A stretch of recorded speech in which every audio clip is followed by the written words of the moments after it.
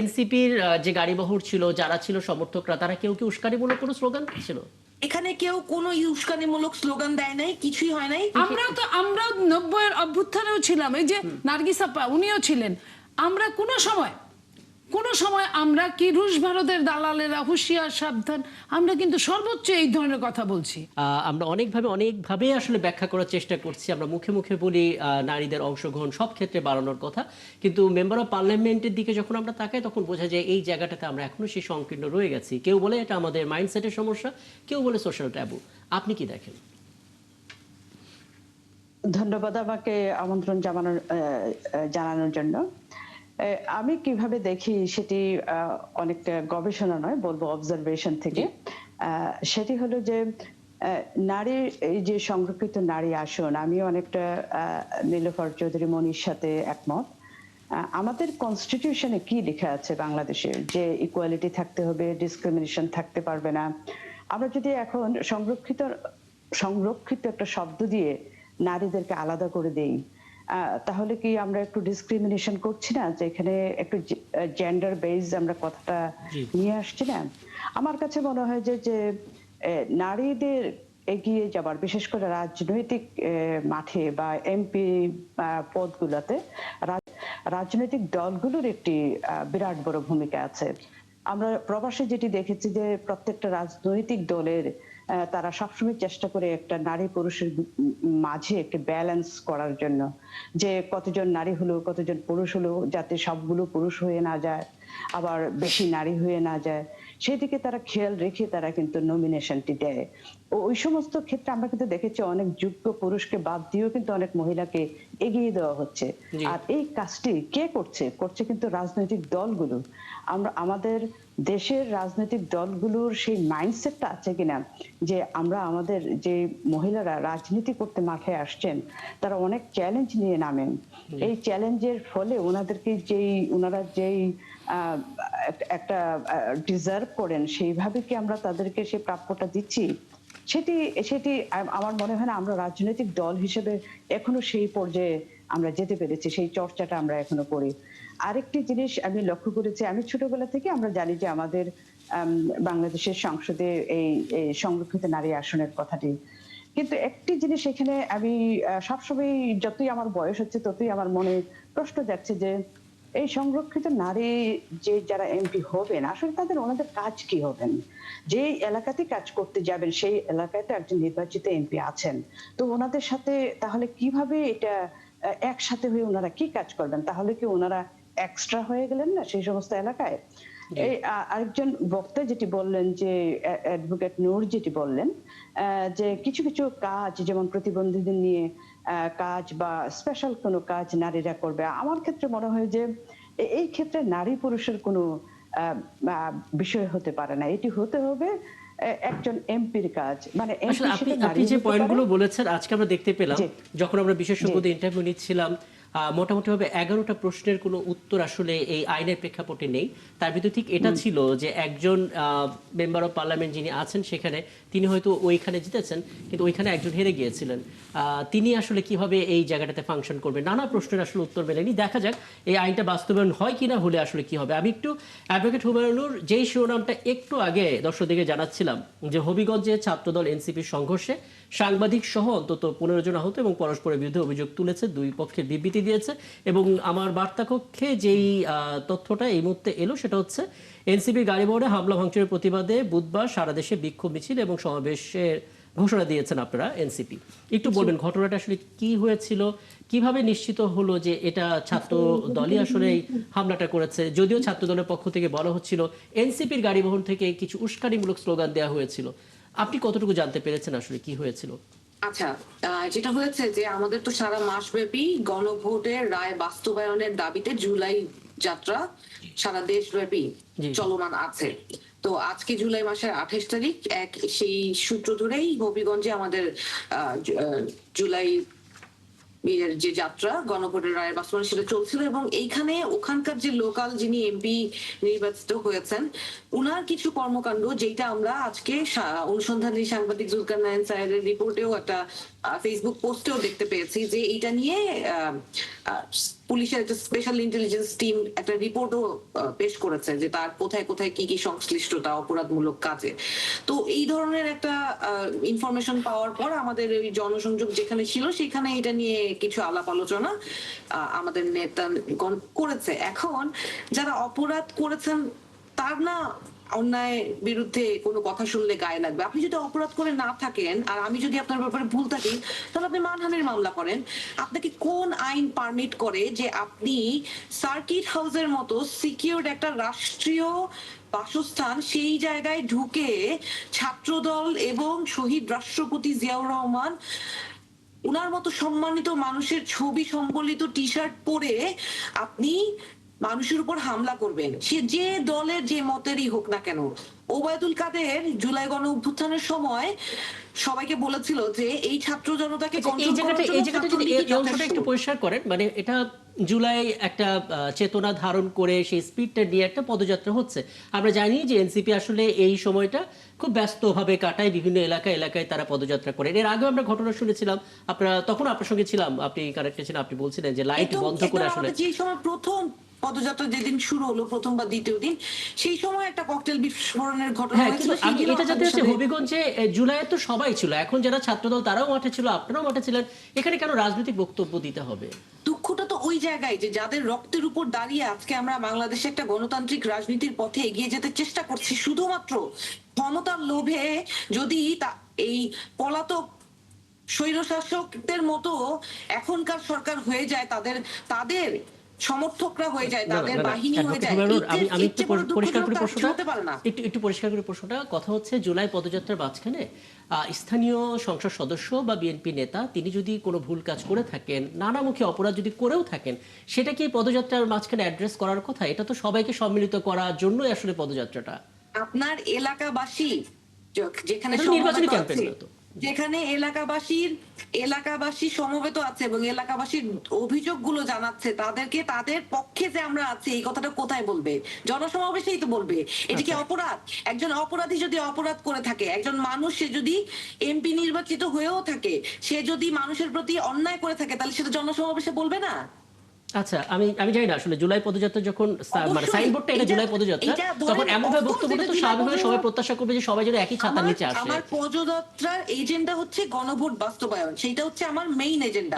কিন্তু আমি যখন যে এলাকায় যেই মানুষগুলোর কাছে যাব, তাদের কষ্টের কথা, দুঃখ আরেকটা বিষয় স্পষ্ট করবেন, না করি তাহলে আমি কি জনমানুষের আরেকটা বিষয় স্পষ্ট করবেন, আসলে কি ওই এনসিপির যে গাড়িবহর ছিল, যারা ছিল সমর্থকরা, তারা কেউ কি উস্কানিমূলক কোনো স্লোগান ছিল?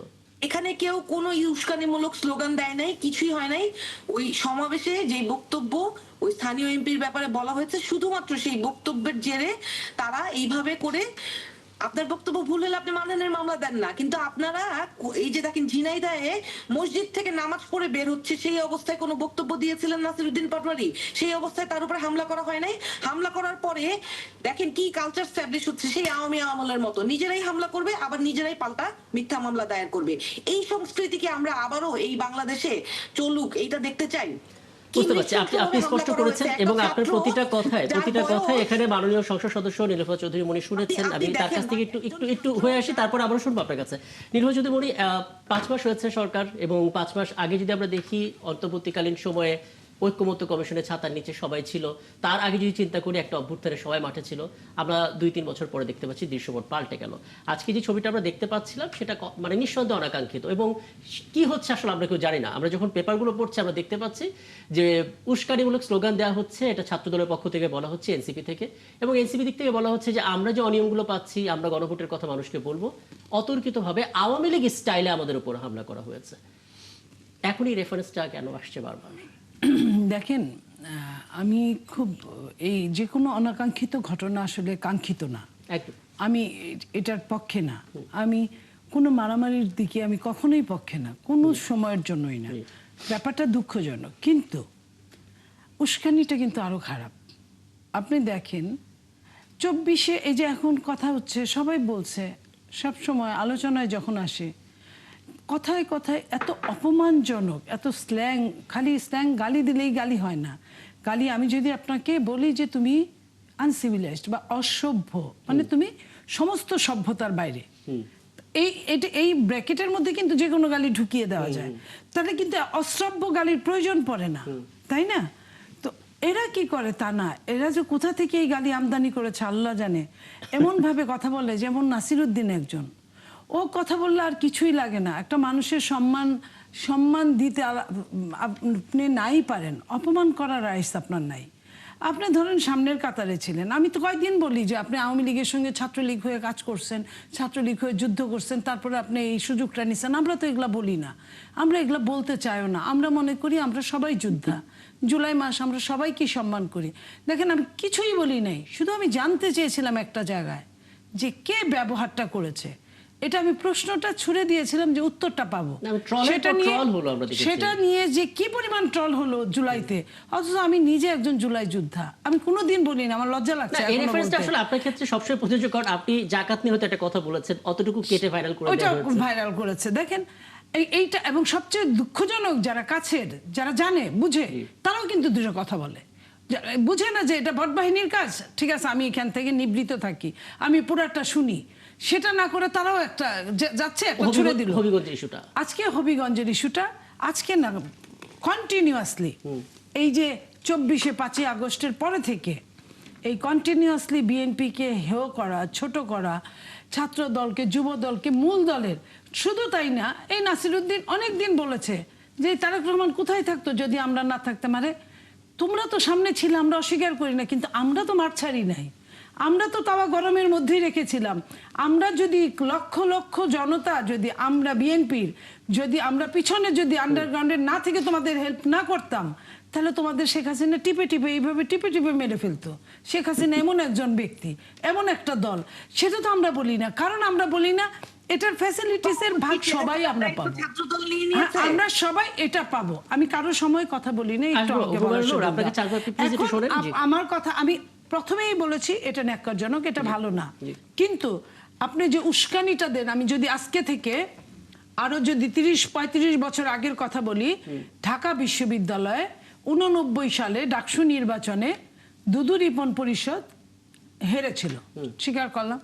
পরের দিন মিছিল করেছিল ছাত্রলীগের সাথে, তার যে জোট আছে সেই জোট মিছিল করেছিল। মিছিলের একটা পর্যায়ে হাকিম চত্বর থেকে রোকেয়া হল পর্যন্ত ছাত্রলীগ খ্যাত 2-1 এত বাজে বাজে কথা বলেছিল, যেহেতু দুদু ভাইয়ের নাম দুদু, সে এইসব নোংরা কথা বলতে বলতে 2-1 নারী তাদের কাপড় চোপড় পর্যন্ত সরিয়ে ফেলেছিল।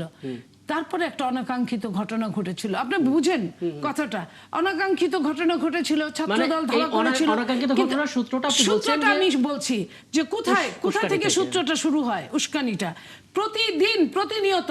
আপনি যে বলছেন একটা মানুষ বাংলাদেশের নাই, তার দলের নাই, তার দলে তাদের বুদ্ধিদাতারা নাই, যে তুমি বাবা এখন তো দেশটা সবার, একটা গণতন্ত্রের দিকে দেশটা আগাচ্ছে, এমন কিছু কথা বলো না। সুন্দর করেও কিন্তু অনেক কথা বলা যায়, এমন কিছু কথা বলো না যে আর 5টা মানুষকে ঘায়েল করা হয়, অপমান করা হয়, তাদেরকে নিচু করা হয়, এই ধরনের বলো না। এগুলো কোথা থেকে এই কথাগুলো আমদানি হয়েছে?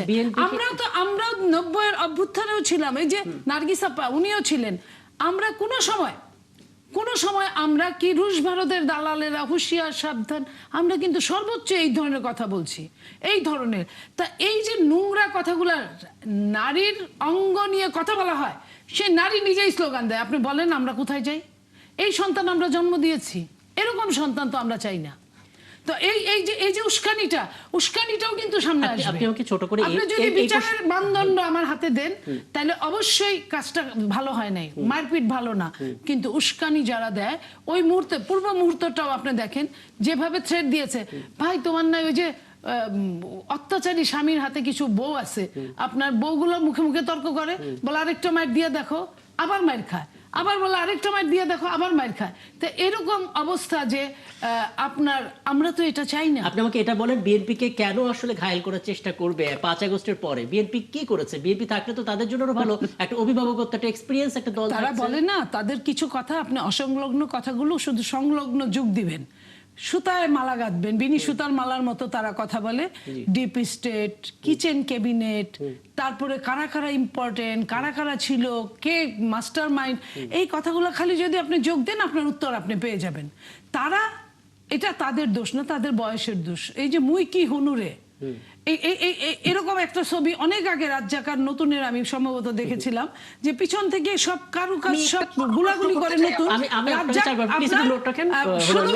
শুধু গর্ব করে বলে আমি অমুককে মেরেছি, আসলে সে মারেও না, সে কোনোদিন গুলি চালাতে জানে না, পিছন থেকে গোয়েন্দা সংস্থা গুলি চালায়। তা এই ছাত্রদের অবস্থাটা এরকম হয়েছে, তারা এত বড় বড় গল্প করে যে গল্পগুলোর সাথে খাপ খাওয়াতে পারে না। আমরা কোনো অনাকাঙ্ক্ষিত ঘটনা চাই না, আমরা চাই এই দেশটা আমাদের সবার। কোন ব্যক্তি কে বড় দল, কে ছোট দল, কে মাঝারি দল, এটাও আমাদের কাছে ফ্যাক্টর না। কে বড় বড়, এই যে যত বড় বড় কথা বলবে, যত চেতনা বিক্রি করবে, চেতনা বিক্রি করতে করতে কিন্তু শেষ করে এইভাবে যে আজকে যে ঘটনাটা ঘটলো হবিগঞ্জে, ইনফ্যাক্ট গতকালকে যেহেতু রাত 12টা পার হয়ে গেছে, তার জন্য আপনি দায়ী করছেন এনসিপির পদযাত্রায় উস্কানিমূলক স্লোগানকে। নো, শুধু স্লোগান যে দায়ী আমি তা বলবো না। আপনার এটা অনেক দিন যাবত এটা একটা মানে তুমি আমাকে টাচ করো, তুমি আসো, এমন কথাগুলো বলা হচ্ছে।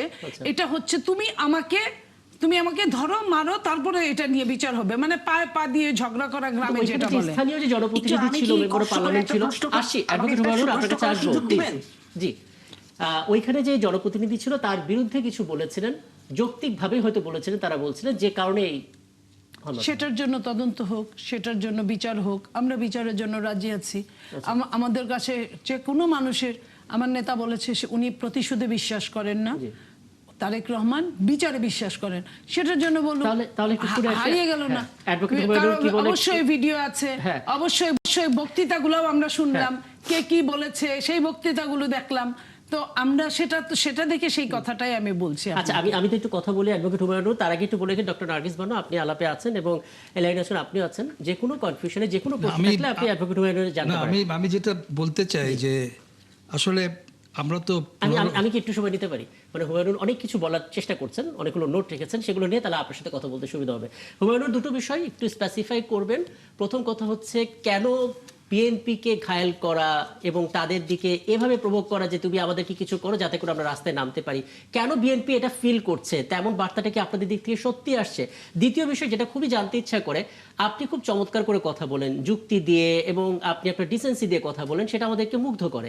কিন্তু এই একই দলের মধ্যে থেকে যখন নাসিরউদ্দিন পাটোয়ারি কথা বলেন তখন অনেককেই সেটা হতাশ করে, সেগুলো নিয়ে হয়তো আমরা প্রচারও করতে পারি না কিছু কিছু বক্তব্য। এটা কেন হয়?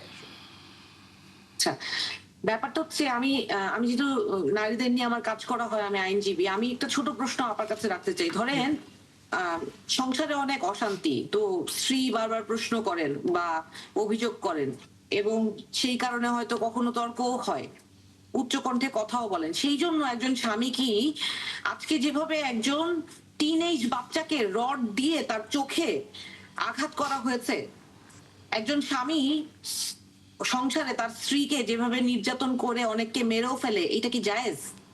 আজকে আপা যে কথাগুলো বললেন তার সারমর্ম তো এটাই বুঝতে পারলাম যে তার মানে যে আপনি কোনো কিছুর অপরাধ হলে সেই বিষয়ে আপনি কথা বললে সেটা যদি আপনার ভাষাটা যদি আপনার পছন্দের ভাষায় যদি কথা বলতে না পারে, প্রতিবাদটা যদি আপনার ভাষায় যদি না হয়, তাহলে আপনি আমাকে যখন তখন যে কোনো অবস্থায় মারধর করতে পারবেন। প্রতিবাদের ভাষার আগে উস্কানিটাকে রেখেছেন যে উস্কানির কারণেই প্রতিবাদটা হচ্ছে। এই জায়গাটাতেই আসছে, আপনি যে কথাটাকে উস্কানি বলছেন, এই ফ্রেমিংটাই তো খারাপ।